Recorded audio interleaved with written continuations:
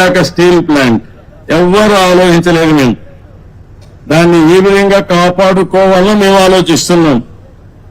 ఈ పనికిరాని పార్టీ ఒకటి ఉంది, అబద్దాల పార్టీ. ఆ పార్టీనే అబద్దాల ఫ్యాక్టరీ. అది వాళ్ళ కడుపు అంతా అబద్దాలు అంటే ఆ పొట్ట నిండా అబద్దాలు తప్ప ఏమీ ఉండవు వాళ్ళకి. వాళ్ళు చెప్తున్నారు ఎప్పుడో వాళ్ళ కళ వచ్చిందంట, నేను ఒప్పుకున్నానంట ప్రైవేటైజ్ చేయడానికి. ఎన్నోసార్లు చెప్పా.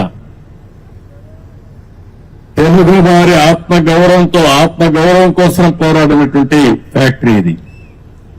ఆంధ్ర తెలంగాణ ఉంటే విశాఖ ఆంధ్రుల హక్కుని ప్రాణత్యాగాలు చేసి ఆందోళన చేసి ఈ ఫ్యాక్టరీని సాధించుకున్నాం. ఆ తర్వాత ఇది ప్రైవేటైజ్ చేస్తామన్నప్పుడు వాజ్పేయి గారి గవర్నమెంట్ లో నేను గట్టిగా ఫైట్ చేసి ప్రైవేటైజ్ చేయకుండా కేంద్రం ఆర్థిక సహాయం చేసి ఈ ఫ్యాక్టరీని కాపాడుకున్నాం. ఇప్పుడు కూడా ఏ విధంగా కాపాడుకునే బాధ్యత తీసుకొస్తాం. ఈ చేతగానే అబద్దాలు చెప్పే వాళ్ళ మాటలు నమ్మితే చాలా సమస్యలు వస్తాయి.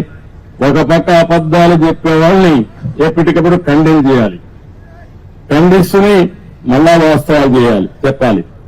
అక్కడ వాస్తవాలు చెబితే మీకు పనులు చేయాలి. ఓసారి మీరు కూడా అనుకుంటారు, అబద్దాలు చెప్పంగా ఏదో సామెత ఉంది, కుక్క పిల్లని తీసుకుపోతాం, గొర్రె పిల్లని తీసుకుపోతా ఉంటే ప్రతి ఒక్కరు కనపడిన వాళ్ళందరూ ఏంట్రా ఎవరోడా నువ్వు, ఇదేంటిది కుక్క పిల్లని తీసుకుపోతున్నావు అంటే ఒకటి చెప్తే నేను తెలివైన వాడిని, అది గొర్రె పిల్ల అన్నాడు. రెండో వాళ్ళు చెప్తే ఏంటి మళ్ళా చూసుకున్నాడు, మళ్ళా నిర్ధారించుకొని ముందుకు పోయాడు. మూడోసారి చెప్తే వీడికి అనుమానం వచ్చింది. నాలుగోసారి అంటే ఇది కుక్క పిల్లని పారేసి వెళ్ళిపోతాడు. అది పందాలో ఈ వైఎస్ఆర్ కాంగ్రెస్ పార్టీ పనిచేస్తా ఉంది. కానీ కరడు కట్టిన ఆర్థిక ఉగ్రవాదులు వెళ్లి విశాఖపట్నాన్ని దోచేసినటువంటి దొంగలు వెళ్లి వీళ్ళు వదిలిపెట్టే సమస్య ఉండదు. ఏం భయపడవలసిన అవసరం లేదు.